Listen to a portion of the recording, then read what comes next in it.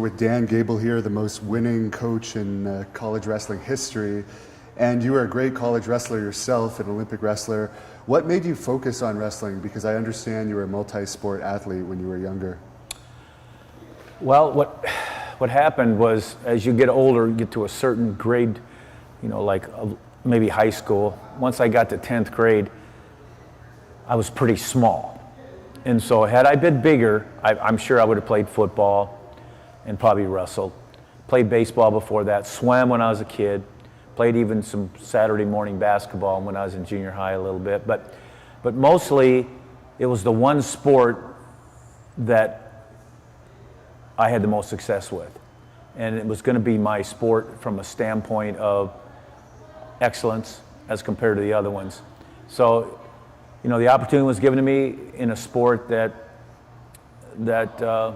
doesn't depend on your size as much, because we kind of incorporate everybody, and I happen to be one of the lighter weights. And because of that, I just started focusing on that. But I kept growing a little bit, and by the time I got to the Olympics, I was probably like in the middleweight class. But for me, I was born into this community of Waterloo, Iowa, that actually had some great wrestling going on. And so that gave me the opportunity to actually make sure I was a wrestler, because everybody tried it here. And whereas a lot of places, they may not have that opportunity. And so I found out that was for me. And I also really liked the engulfment, that you're totally engulfed in and you're not waiting for anything, like a ball or a bat, or, when you're going, it's up to you. You can go full speed, then you can sit down. But it just took me over. And you had a 64-0 high school record. What were some of the training techniques you used back in those days to stay in that kind of shape? Well, I was always the first guy to open the school up in the morning. I had a key.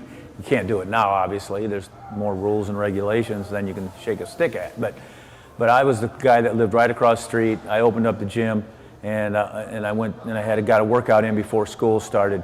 I usually did running and some lifting, some rope climbing, and actually maybe some shadow wrestling, things like that. And then, of course, we had our regular practices during the season. And then the off season, I'd do a lot of things that are very good for the sport, besides actually wrestling, which I did quite a bit off season, but we didn't really have a lot of competitions then like they do now. You have the opportunities, but I did a lot of strength training, a lot of hard running. I didn't do any jogging except for warming up or cooling down. It was always the pace of a match that was at a high rate of pace. So when I ran hard. When I ran steps, I ran steps hard. When I wrestled in practice, I didn't waste time. I got a lot accomplished. I executed a lot. It got to the point where I could score a lot of points, and I learned about every position possible. In fact, I probably made a couple mistakes. I maybe have given my opponent too many things to work with in a practice room and end up getting hurt that way. So you got to really be careful in a sport like wrestling that is very combative, that you don't give your opponent too much, because then you can get injured. And one thing you don't want to do is have an injury in a combative sport. How important is cardio for amateur wrestling, would you say? Well, if you have a high pace if you wrestle at a high pace or compete at a high pace, then it's really important. So if you don't, then it might not be as important. But if you run into somebody that has that high pace and forces you to go there, you better be ready. So it's very important. And you went 181-1 in college. Now you got to remember that 181-1, it happened 181 and then 1. Oh, okay. And so that's my last match. So that's 7 years without a loss. Which is amazing. Well, what's amazing about it is that I got tricked. My own mind tricked me into thinking I was going to win. So I just kind of took the weekend off as far as focus. I started signing autographs, doing interviews. I can do an interview now. I mean, no big deal. Now, if I was getting ready to coach or something like that, I wouldn't be shooting my mouth off. But I was, probably promoting the sport one match too early, Right. So, but it taught me a lot. Sometimes adversity teaches you a lot. Or I should say it does teach you if you analyze it, and I definitely broke it down because it hurt. And what did you do to get over it? Because I'm sure it must have really destroyed you for a while. Well, I had some good support. That's the one thing. I had good family, good coaches, and I got right back into the wrestling room. I got right back into competition, started winning again right away, and then I had to go to a new higher level, and so I had to really kind of train smarter than just hard. You know, anybody can work hard, but if you don't break it down and become really smart in what you do best and what you need to learn to do best, then you're kind of wasting time. So I really started becoming a lot smarter wrestler after I lost that match. And you won gold at the 1972 Olympics. What was your biggest obstacle to overcome to win that gold? I don't really think there was a whole lot of obstacles for me to overcome. I just had to perform, and I got hurt in February for the first time, and first time I ever missed a match in like 9 years in wrestling, which is pretty good because it is a kind of just a little bit. There's a little danger if you're not smart, and so I think the biggest obstacle would have been the guy better than me and beating me because I was ready to go. Yeah, and no one they came weren't close. Yep. And you transitioned into coaching after that. Did you always kind of imagine yourself as a coach after your wrestling career? Well, I didn't really think I was going to get out of wrestling, but I really didn't know, and I didn't really thrive to be this great coach. But people around me kind of knew that was for me, because every team that I was ever on, coming through high school to college, even the World Championships teams, were always very good teams. And a lot of the people were influenced by a guy like myself on the work ethic and the attitude and stuff like that. So I think some people really out there said, this guy's going to be a good coach. He's effective, and he's already created championship teams that he's been on. Other people have come through because he rubs off on them.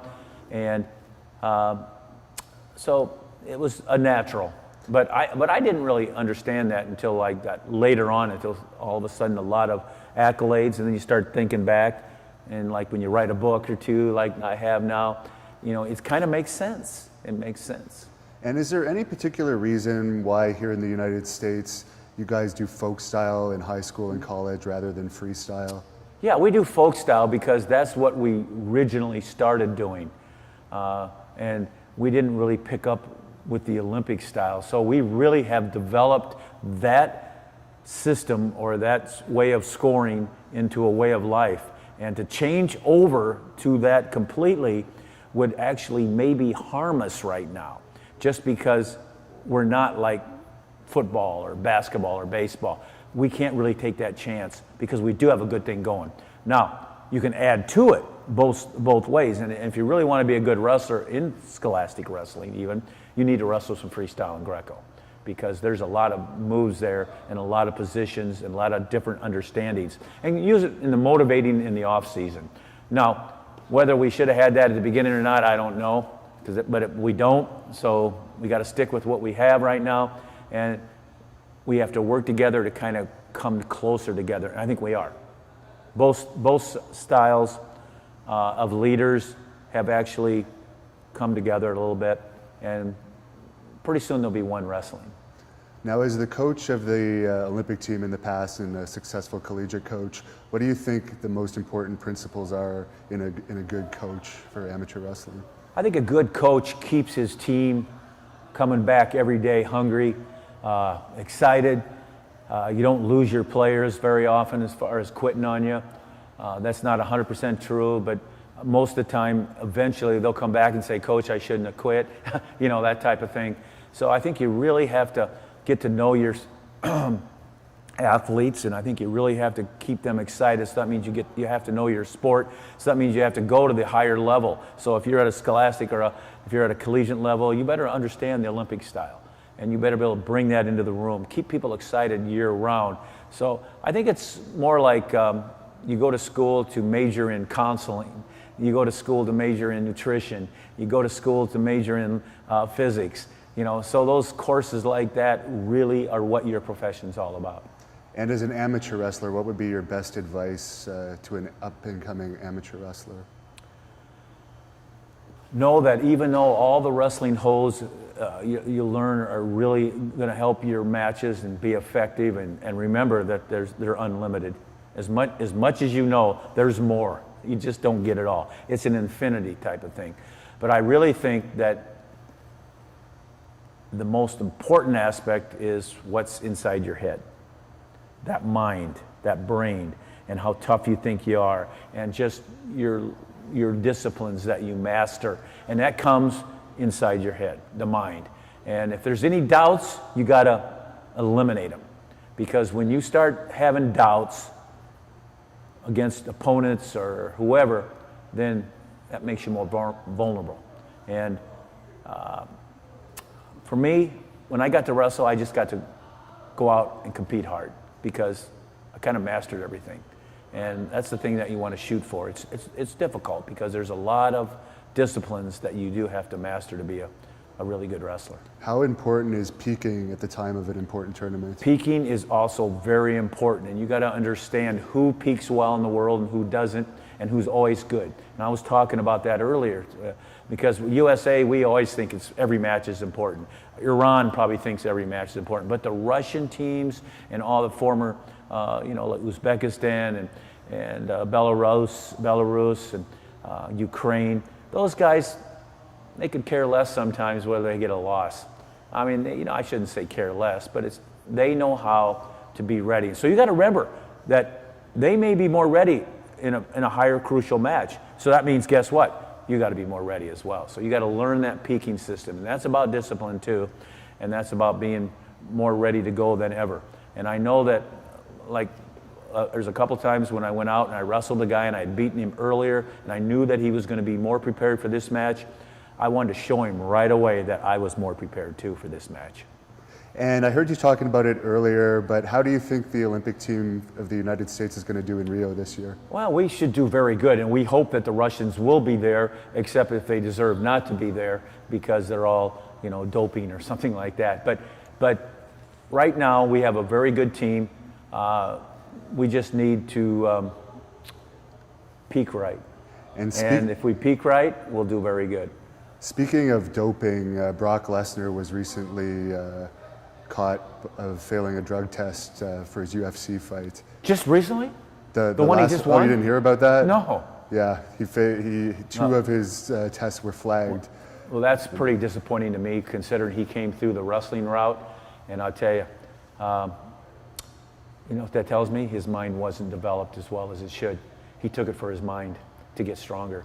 I did not know. I just heard he won today. And now I heard he got caught doping. Well, that's a dope.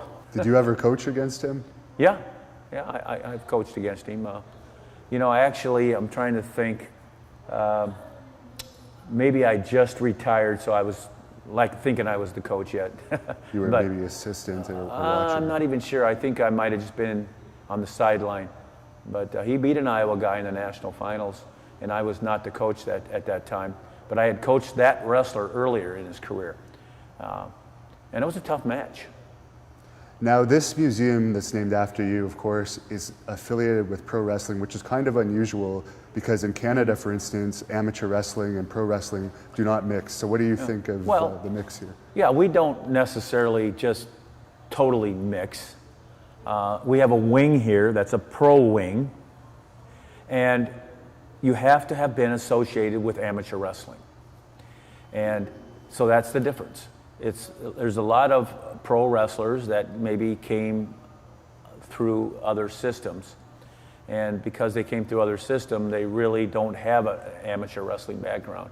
So we try to maintain that special part of this museum that you have had to become up through as a wrestler in amateur wrestling. Danny Hodge ended up becoming a great pro wrestler. Mm-hmm. Did you ever have the urge or an offer to become a pro wrestler? They talked to me about something like that, but at that time, coaching was a better opportunity for me. And because I'm of my side of, I wasn't a great big guy.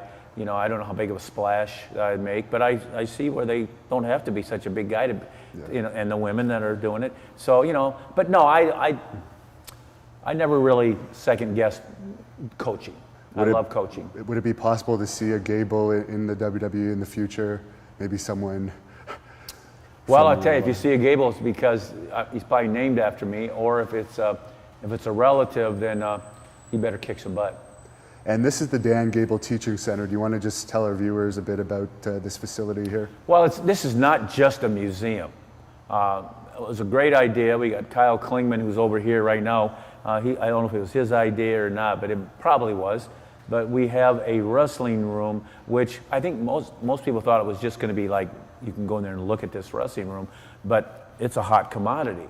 And a lot of the local youth kids and clubs, and they come down here and they go around, they get inspired by the museum, and they come in here and they're inspired, and they get to wrestle here and train in the Dan Gable Training Center. Now, what we're doing is that we realize that we're not quite up to date. The room's a little small because we get a lot of numbers in here. And we also have a lot to look at out there, but we don't have a lot to actually interact with. And so we got to keep up with times. And so we were going to actually make this room bigger, which we're still going to do, and we were going to do some interaction out there, but we just had another museum, which the National Wrestling Hall of Fame in Stillwater just rebuilt down there, and they really have a lot of interactive stuff. They don't have a wrestling room, so we got that on them, even though they kind of run the show. But you know, we realize that we can do better even up here, and want to make it more of a grounds for all the sports, all the people of Waterloo, Iowa, or the state of Iowa, or Canada, whoever wants to come down here. And when they come in here, they'll actually have a great time and leave and be inspired. And I've heard Tom Cruise say that you're one of his main heroes. What do you think of that? You know, Tom Cruise, I wish he would step up a little bit more for amateur wrestling, just because, you know, he's such a busy guy and he's at such a high level. He did step up a lot for a religious thing. I wish he would step up more for our sport, because we could use a little help with a name like that. But no, I think he enjoyed what he did when he was a wrestler, and I think it helped him get to where he was at today. And finally, do you have a website that people can visit you, or social media where they Right. My website is just called dangable.com, and actually you go there and you can see a lot of about me, but you can also, like, I do a lot of speeches, and I do a lot of corporate speeches, but I do a lot of wrestling speeches too, but I do a lot of that, so you can look at that and see what you think, or you can even ask questions and stuff like that. I don't necessarily get to all of them, but I have a person that looks at them and sees if they're really important, that I'll get to them. Excellent. Well, thank you very much for talking to us. Yep.